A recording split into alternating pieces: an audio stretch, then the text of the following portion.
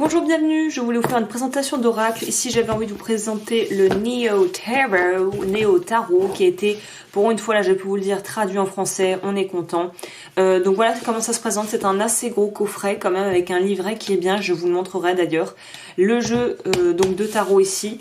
Alors le seul truc pour moi qui ne fait absolument pas sens, le jeu fait 24,90 €, vous pourrez trouver le lien pour vous le procurer dans la barre d'infos.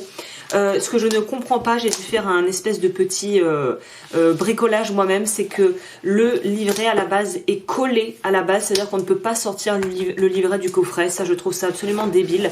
Donc moi, ce que j'ai fait, c'est qu'hier, alors c'est là qu'on me fait tout ça, tout collé. J'espère pas. J'ai essayé en fait. Voilà, non, c'est bon. J'ai essayé de me faire une petite, en fait, vous pourriez le faire vous-même, hein, de scotcher une feuille un peu plus épaisse pour pouvoir en fait ensuite, et j'ai aussi collé derrière un truc pour que ça fasse plus propre, mais je voulais pouvoir prendre le livret et le manipuler si j'ai envie de le lire tranquillement dans mon lit ou quelque part sur un fauteuil ou sur mon canapé sans avoir à vraiment à me trimballer avec un truc énorme. Donc ça c'est le seul truc au niveau du packaging que je voulais souligner que je trouve pas très bien pensé. Et au niveau des interprétations par contre le livret est vraiment bien fait.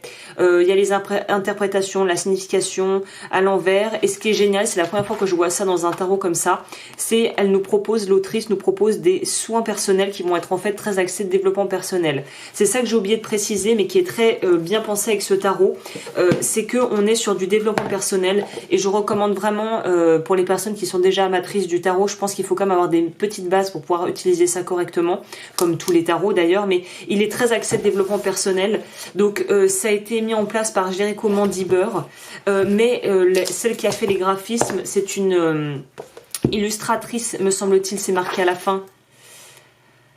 Je préfère vous dire les choses pour faire ça bien. Diana Ruiz.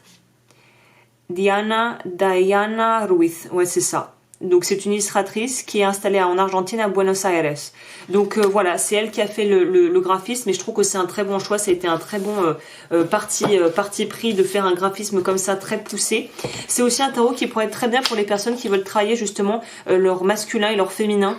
Aussi c'est un tarot, vous allez le voir, qui joue sur l'ambiguïté des sexes. Qu'est-ce que j'entends par là? On ne sait pas si certaines lames sont des hommes ou des femmes en fait.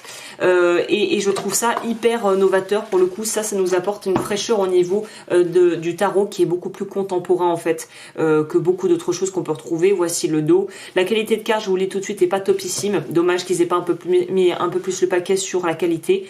C'est pas dans l'ordre parce que je m'en sers actuellement. C'est en français, donc là vous allez moins patauger. Autre chose que je ne comprends pas, c'est pour ça que je vous dis que c'est pas forcément un tarot pour les débutants entre guillemets, parce que nous n'avons pas sur les lames majeures les numéros, la numérologie.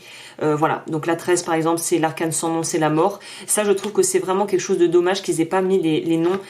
Voilà, et ce que je comprends pas non plus sur ce tarot, c'est on a une typographie moderne, on a des chiffres à l'ancienne, des chiffres romains qui sont très, je trouve, perturbants à lire. Moi j'ai beaucoup de mal avec les chiffres romains.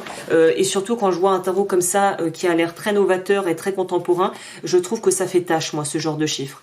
Mais à part ça, là je vous ai vraiment fait part des seules choses que je trouve à redire à ce tarot, parce que pour le côté message des cartes, symbolisme, énergie des cartes, moi ça fonctionne très bien. Je trouve que ça a le mérite d'être très clair.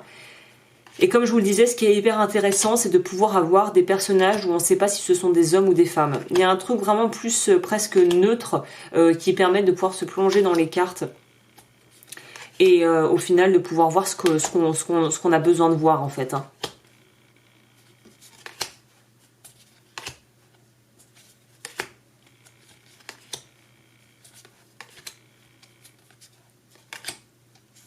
Et les cartes globalement font quand même beaucoup moins peur que des cartes qu'on pourrait trouver dans des tarots plus traditionnels entre guillemets.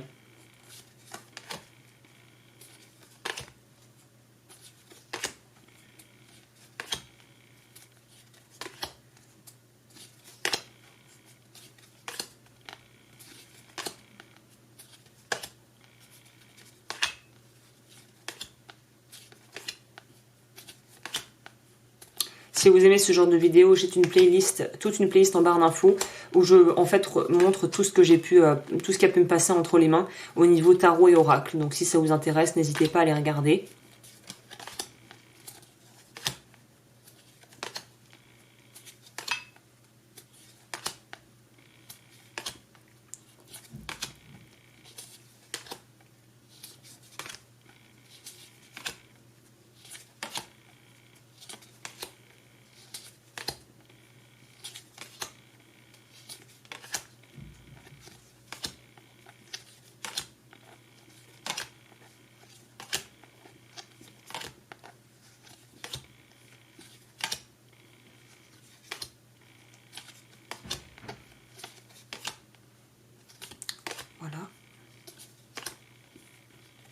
Les couleurs pastel aussi, je trouve, se prêtent très bien à tout ça. Enfin, vraiment, la thématique et la patte de ce tarot, je trouve, est très cohérente. Tout est très cohérent, à part les petites choses dont je vous ai parlé. Mais je trouve que c'est donc très clairement un très bon tarot pour le développement personnel et tout ce qui va être travail au niveau de notre propre relation à notre corps, ce genre de choses. Donc voilà, bah écoutez, j'espère que ça vous a plu. Je vous laisse toutes les infos en barre d'infos, justement, juste en dessous. Et je vous retrouve très vite pour de nouvelles vidéos.